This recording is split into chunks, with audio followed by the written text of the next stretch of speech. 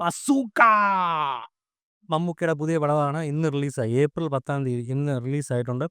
വലിയ ഹൈപ്പൊന്നും ഇല്ലാത്ത ഒരു പടമായിരുന്നു. അതുകൊണ്ട് തന്നെ കുറേ പേര് അറിഞ്ഞിട്ടുണ്ടോന്ന് അറിയത്തില്ല. മമ്മൂക്കയുടെ ഒരു പുതിയ പടം ബസൂക്ക റിലീസായിട്ടുണ്ട് ഇന്ന്.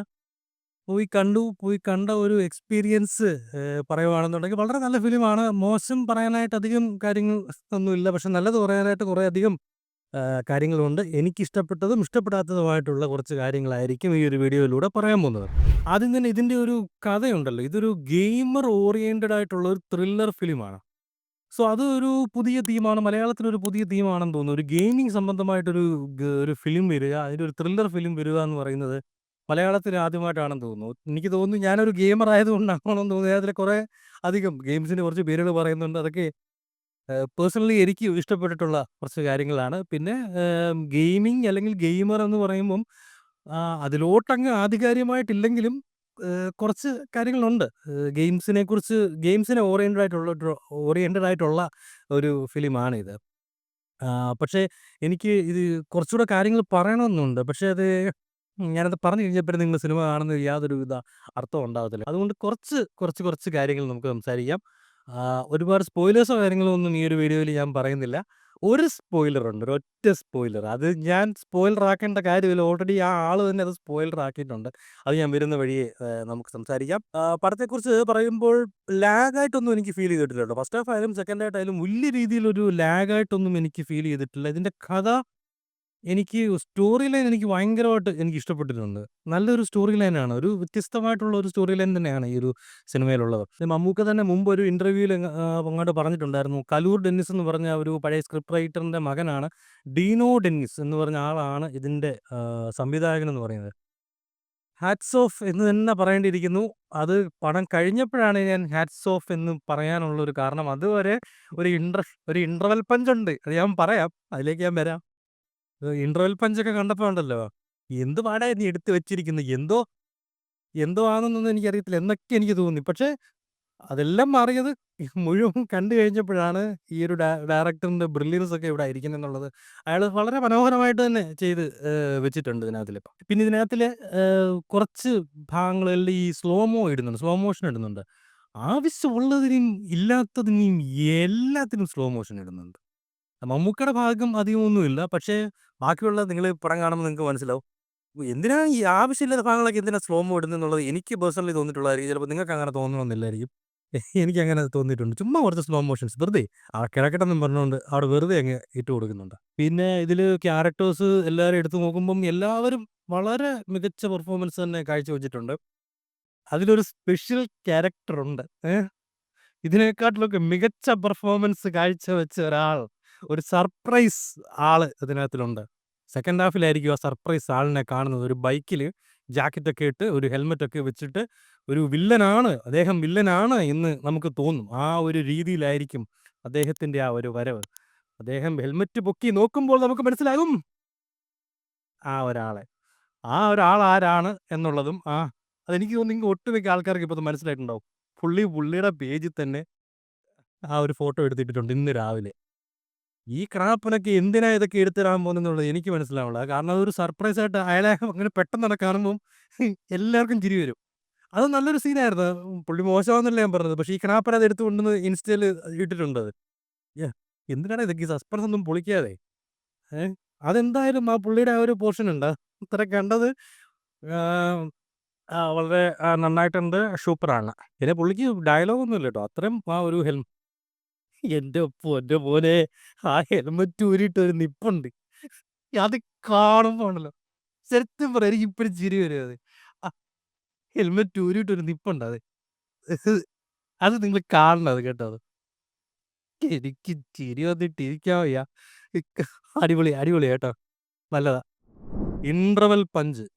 എൻ്റെ മോനെ, രോമാഞ്ചം എന്നൊക്കെ പറഞ്ഞാ ഉണ്ടല്ലോ, മുടിഞ്ഞ രോമാഞ്ചമായിരിക്കും ഇന്റർവെൽ പഞ്ചില് കാണുന്നത്. അതായത് 5 പേര് നിൽപ്പുണ്ട്. 5 പേര് M416 പബ്ജി കളിക്കുന്നവർക്കറിയാം.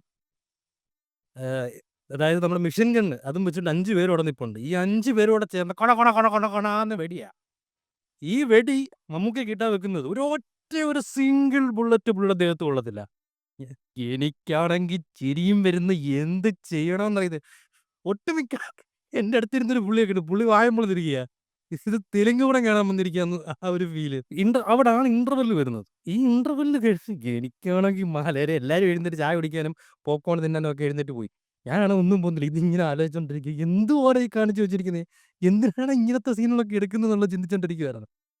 പക്ഷേ ക്ലൈമാക്സിലേക്ക് വന്നപ്പോ ഉണ്ടല്ലോ, ആഹ്, അങ്ങനെ ഞാൻ ചിന്തിച്ചതിന് Dino Dennis bro, I am really sorry.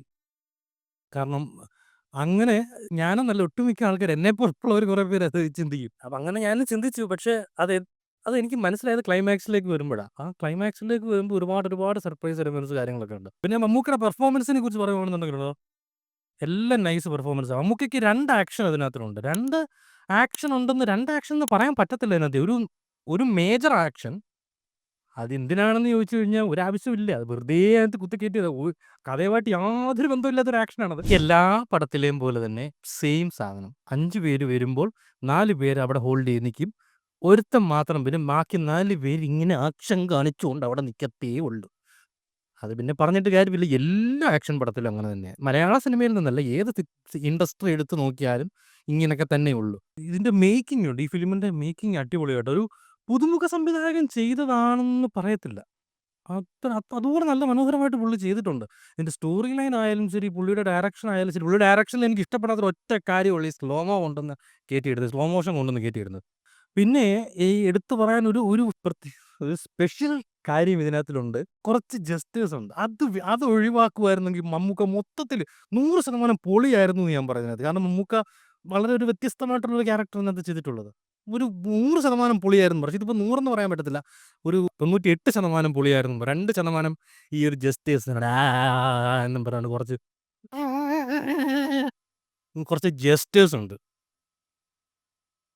സത്യം പറയാലോ. അതൊക്കെ ഭയങ്കര ബോറായിട്ട് തോന്നി. ചെറുതായിട്ടല്ല, നല്ല ബോറായിട്ട് എനിക്ക് പേഴ്സണലി അത് ഫീൽ ചെയ്തിട്ടുണ്ട്. നിങ്ങൾക്ക് അങ്ങനെ ആയിരിക്കത്തില്ലായിരിക്കും. ഓക്കെ. എൻ്റെ ഒപ്പീനിയൻ അല്ല നിങ്ങളുടെ ഒപ്പീനിയൻ. അങ്ങനെ വിചാരിച്ചുകൊണ്ട് മാത്രം ഇരിക്കുക. ഓക്കെ. അത് വേണ്ടിയിരുന്നില്ല. അതും കൂടെ കാരണം മമ്മൂക്കയെ പോലൊരാൾക്ക് അതൊന്നും എന്ന് പറഞ്ഞാൽ സിമ്പിൾ ആയിട്ടുള്ള കാര്യമാണ്. ആ ഒരു കുറച്ച് ജസ്റ്റേഴ്സിന്റെ ഭാഗത്ത് കുറച്ചും കൂടെ നല്ല രീതിക്ക് മമ്മൂക്കയ്ക്ക് അവിടെ ചെയ്യാൻ പറ്റുമായിരുന്നു. ചെയ്യാൻ പറ്റാത്ത ആളൊന്നുമല്ല. ഇതിലും നല്ലപോലെ കുറച്ചും കൂടെ ചെയ്യാൻ പറ്റുമായിരുന്നു. ഈ ആവശ്യമില്ലാതെ ഈ പട്ടണത്തിൽ ഭൂതം കളിക്കുന്ന പോലെ ആയിപ്പോയി. അത് മാത്രമേ ഉള്ളൂ എനിക്ക് ഈ ഒരു മമ്മൂക്കയുടെ ഭാഗത്തുനിന്ന് ഒരു നെഗറ്റീവ് എനിക്ക് ഇതിനകത്ത് തോന്നിയിട്ടുള്ളൂ. ബാക്കിയെല്ലാം ഈ പടത്തെക്കുറിച്ച് ബാക്കി ഈ പറഞ്ഞ കാര്യങ്ങളല്ലാതെ ബാക്കിയെല്ലാം നോക്കുകയാണെന്നുണ്ടെങ്കിൽ പടം നല്ല രസമായിട്ട് ഇൻട്രസ്റ്റിംഗ് ആണ്. കണ്ടിരിക്കാൻ വളരെയധികം ഇൻട്രസ്റ്റിംഗ് ആണ്. തിയേറ്ററിൽ പോയി കാണാനുള്ള വകുപ്പുണ്ടോ എന്ന് ചോദിച്ചു കഴിഞ്ഞാൽ തീർച്ചയായിട്ടും തിയേറ്ററിൽ പോയി കാണാനുള്ള വകുപ്പുണ്ട്. അത്ര ഒരു ആക്ഷൻ മൂവിയാണ് എന്നിത് പറയുന്നുണ്ടെങ്കിലും ഒരു വലിയ രീതിക്കുള്ള ഒരു ആക്ഷൻ ഒന്നും ഇതിനകത്തില്ല. ഇതെല്ലാം കൂടെ നിങ്ങളൊന്ന് കാണ്. ഞാൻ ഈ പറഞ്ഞത് വെച്ചിട്ട് നിങ്ങൾ സിനിമ കണ്ടതിന് ശേഷം അങ്ങനെ തന്നെയാണോ? അല്ലെങ്കിൽ ഈ മണ്ടൻ എന്ത് കിണാപ്പൊക്കെയായി വിളിച്ച് പറയുന്നത്? എടാ ഇങ്ങനൊന്നും അല്ലടേ പടം എന്ന് നിങ്ങൾക്ക് തോന്നുന്നുണ്ടെങ്കിൽ അതും നിങ്ങൾക്ക് ഇവിടെ വന്ന് പറയാം. അതല്ലെങ്കിൽ എനിക്കും അങ്ങനെ തോന്നിയിട്ടുണ്ടായിരുന്നെങ്കിൽ അതും നിങ്ങൾക്ക് ഇവിടെ താഴെ കമന്റ് ചെയ്യാം. അതല്ല ഇനി എന്നെ തന്തയ്ക്ക് വിളിക്കണമെന്നുണ്ടെങ്കിൽ അതും വിളിക്കുക. കാരണം ഞാൻ പറഞ്ഞല്ലോ, ഞാൻ എൻ്റെ അഭിപ്രായമാണ്. എനിക്ക് തോന്നിയിട്ടുള്ള സിനിമ കണ്ടപ്പോൾ എനിക്ക് അനുഭവപ്പെട്ടിട്ടുള്ള കുറച്ച് കാര്യങ്ങളാണ് ഈ വീഡിയോയിൽ ഞാൻ പറഞ്ഞിട്ടുള്ളത്. അതേപോലെ ഈ വീഡിയോ നിങ്ങൾക്ക് കാണുമ്പോൾ നിങ്ങൾക്ക് എന്താണോ തോന്നിയിട്ടുള്ളത് അത് നിങ്ങൾക്ക് ഇവിടെ താഴെ പറയാം. അതിനിപ്പോൾ നിങ്ങൾക്ക് തെറി വിളിക്കണമെന്നുണ്ടെങ്കിൽ തെറി വിളിക്കുക, അല്ലെങ്കിൽ വേറെ എന്ത് വേണമെന്നുണ്ടെങ്കിലും അത് നിങ്ങളുടെ അഭിപ്രായം. അതിനെ ഞാനും മാനിക്കുന്നു. ഓക്കെ. അപ്പം വീഡിയോ ഇഷ്ടമായെങ്കിൽ തീർച്ചയായിട്ടും ലൈക്ക് ചെയ്യാൻ മറക്കരുത്. ചാനൽ ഒന്ന് സബ് ചെയ്ത് ഈ എളിയവനെ ഒന്ന് സപ്പോർട്ട് ചെയ്യണമേ എന്നുള്ള കാര്യം വിനീതമായിട്ട് അറിയിച്ചുകൊണ്ട് നമുക്ക് അടുത്തൊരു വീഡിയോയിൽ കാണാം. ബൈ.